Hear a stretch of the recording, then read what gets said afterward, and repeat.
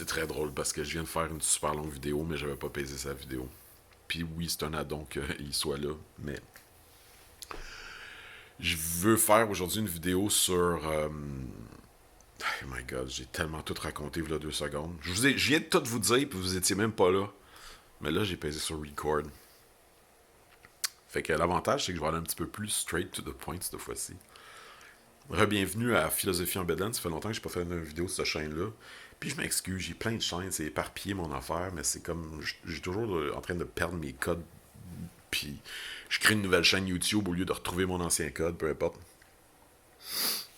Fait qu'hier, ce qui est arrivé, je suis tombé amoureux d'une fille cette semaine. Puis j'étais en train de penser au fait que. Tu sais, quand t'as des énergies qui se rencontrent, souvent les couples, on va dire, les opposés, les opposés s'attirent, puis ce qui se ressemble s'assemble. Moi, je pense que dans cette situation-là, on est dans un qui se ressemble s'assemble. Puis quand tu as des énergies qui sont assez similaires, ça peut être très explosif. Une énergie très très forte. Je n'ai jamais vécu ce niveau d'intensité dans la première semaine d'être tombé amoureux de quelqu'un. Jamais. C'est inédit. Et j'étais en train de me dire, c'est quand même intéressant comment tu es égocentrique dans ta façon. Tu sais, c'est super important pour toi de dire ton sentiment, de lui parler, de lui écrire, puis je deviens envahissant, puis c'est fatigant, on s'entend. Puis j'étais en train de me dire, tu sais, Seb, tu l'as toujours su. Tu l'as toujours su que. Tu l'as toujours entendu. Parce que, dans le fond, ce qui se passe dans une relation comme ça, où je deviens envahissant envers l'autre, parce que c'est pas la première fois que je fais cette erreur-là, même si c'est la première fois que ce niveau d'intensité-là, c'est que t'es pas à l'écoute de l'autre. Mettons, tu vas lui dire je t'aime, là, à la deuxième date, là. Peut-être son émotion n'est pas rendue là, puis l'affaire, c'est que tu devrais être capable de le lire en elle.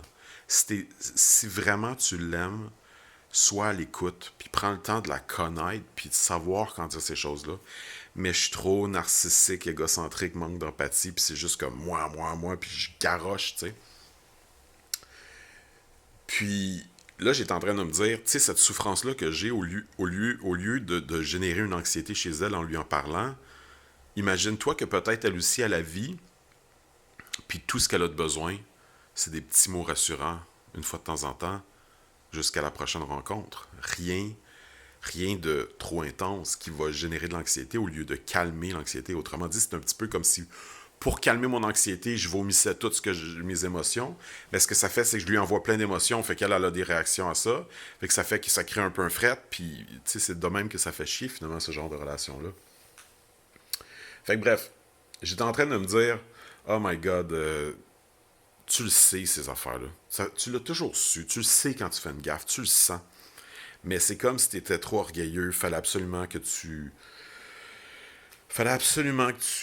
maintiennes ton impulsivité. Tu sais, j'ai le désir de dire ça, je vais le faire, même si ça va faire chier, même si je vais me faire souffrir moi-même. Tu sais. C'est important que je m'exprime. Non, ça l'est pas. Les mots sont moins importants que le sentiment dans ce genre. Dans l'amour. Bref, je suis en train de me dire, tu le sais, tu l'entends, tu le vois, tu le lis. T'as cette sensibilité-là. Pourquoi t'es borné? Puis, je montais les marches du métro, que j'arrive à gauche. Puis là, il y a l'espèce de porte avec trop de vent qui n'est pas capable de s'ouvrir. 3, 4 filles qui poussent dans la porte. Puis là, je sens le vent qui va en arrière de moi. Puis là, je fais comme, oh, mes lunettes vont décoller. Puis qu'est-ce que je me dis, c'est, ben non, fais juste mettre ta tête en arrière. Là, tu vas les retenir tes lunettes par la gravité. Là. Mes lunettes ont traversé la porte. Ils se sont ramassés dans le plein milieu de la rue là-bas. Côte-des-Neiges. Là, j'ai comme fait, oh my god, c'est bien fucké. C'est vraiment comme, je pensais au fait que je m'écoutais pas. Je me suis pas écouté. Puis pareil, comme on dit souvent, le Saint-Esprit s'exprime dans un coup de vent. Mes lunettes ont disparu. Je m'en allais à l'oratoire Saint-Joseph en passant. L'oratoire Saint-Joseph, j'y ai été souvent dans ma vie. C'est un lieu de recueillement. Pour moi, je suis né à côté. Le premier appartement qu'on avait était sur, comment qu'elle s'appelle? Queen Mary, la rue de l'oratoire. Je suis né d'ailleurs à Queen Mary. Bref, il y a une énergie dans laquelle je me sens bien dans ce coin-là. Un petit triangle entre l'oratoire, mon premier appart, puis l'hôpital où je suis né. Puis c'est comme une zone, une fois de temps en temps, j'aime passer là juste pour être où est-ce que j'ai commencé dans ce corps-ci, après la première respiration, puis tout, whatever.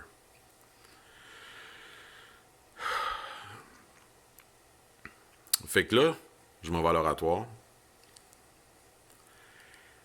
Je me promène d'une pièce à l'autre. Je rentre dans la pièce du frère André, où est-ce que son cœur. Il y a comme, tu sais, ils ont pris littéralement son cœur, là, ils ont fait une autopsie, ils l'ont levé, puis ils l'ont mis, puis un petit banc pour se recueillir, tu sais. J'ouvre la porte. Je fais un pas. La porte commence à se refermer derrière moi. Dun, dun, dun, dun. La fucking tune de Star Wars commence. Je capote. Je suis comme... J'hallucine-tu? Y a-tu des... Qu'est-ce que c'est ça? Je sors ma caméra comme... Mon premier réflexe, c'est genre, je vais filmer. Tu sais, comme... Oh, je vais pouvoir prouver que c'est arrivé, tu sais. Traite, quand je sors ma caméra, ça arrête. Là, je fais comme... What the fuck? Je m'assois devant le cœur du frère André. À peu près 5-10 minutes plus tard, un autre jingle qui part, pas rapport. Là, j'entends du monde qui parle un peu, puis il y a du monde qui a l'air de pratiquer un instrument.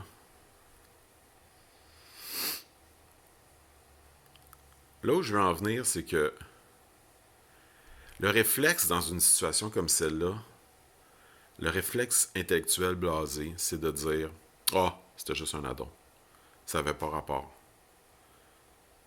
C'est pas un signe de Dieu, c'est pas un signe du Saint-Esprit, c'est pas l'univers qui te parle. Il n'y a pas de synchronicité, c'est juste un addon. C'est juste un addon que tu es rentré dans cette pièce-là. En même temps que lui pratiquait ça. Je sais pas, il doit y avoir une place où il pratique la musique pour des fois faire des concerts. J'en ai aucune idée c'est quoi, là. La suite, j'en ai aucune idée. Mais mon point, c'est juste... Si je m'écoute, pareil comme quand j'ai senti que mes lunettes partaient, c'était une forme de signe. C'était une forme de... Premièrement, frère André, c'est une personne qui a fait de la guérison. Moi, je suis un maître Reiki, j'ai fait de la guérison. Avec l'énergie, les mains, ces choses-là. C'est quelque chose que j'ai fait dans ma vie. Crois-le pas, je m'en fous un peu. J'ai des témoins qui l'ont reçu, mais c'est pas important. C'est pas quelque chose que j'ai poussé beaucoup. Mais c'est juste comme une espèce de destin qui existe en dedans de moi, qu'à ce moment-là, en rentrant dans cette pièce-là, je l'ai comme senti comme l'énergie de guérison. Frère André était connu pour faire de la guérison. Fait que ce que j'essaie de dire en ce moment, c'est faut être à l'écoute. Je vais être un peu théosophique un instant. On a dans notre tradition chrétienne, catholique, la Sainte Trinité, qui est le Père, le Fils et le Saint-Esprit. Une des façons qu'on peut appeler le Saint-Esprit, c'est la mère. Hein? Père, Fils, il manque la mère. Puis on l'appelle le Saint-Esprit, peut-être juste pour des raisons sexistes. Mais dans le fond, moi, pour le représenter le plus simple, je dirais, le Père, c'est comme le soleil. C'est quelque chose d'inatteignable, qui apporte une grande source d'énergie et qui est très abstrait.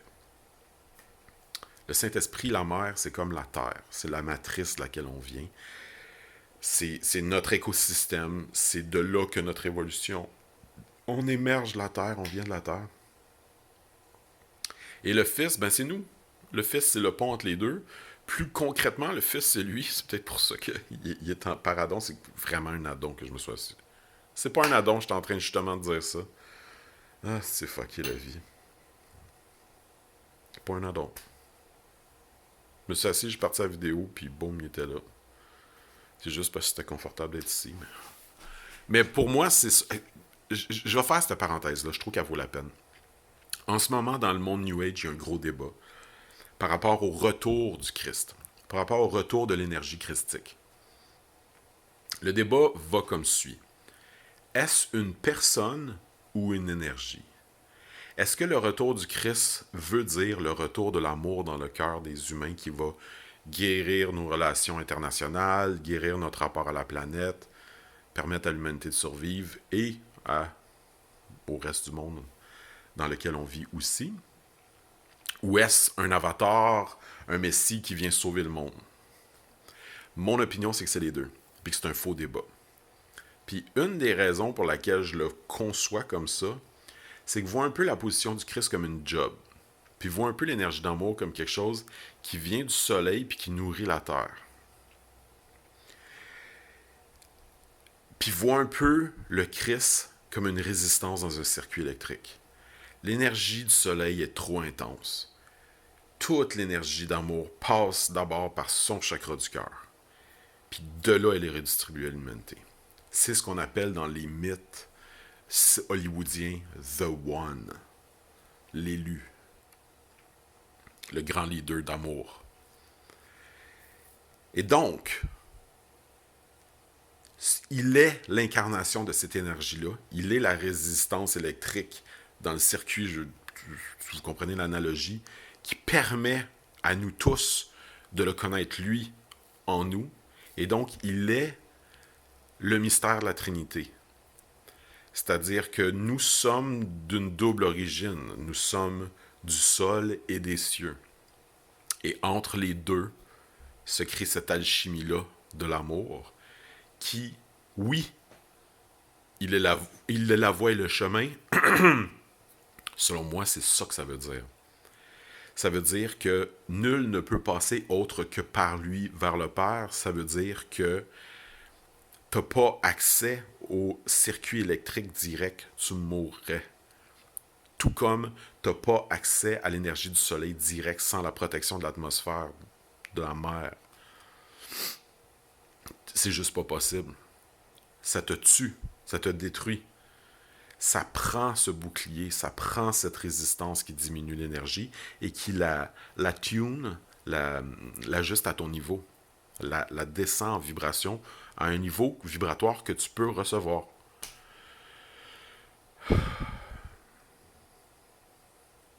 Bonsoir.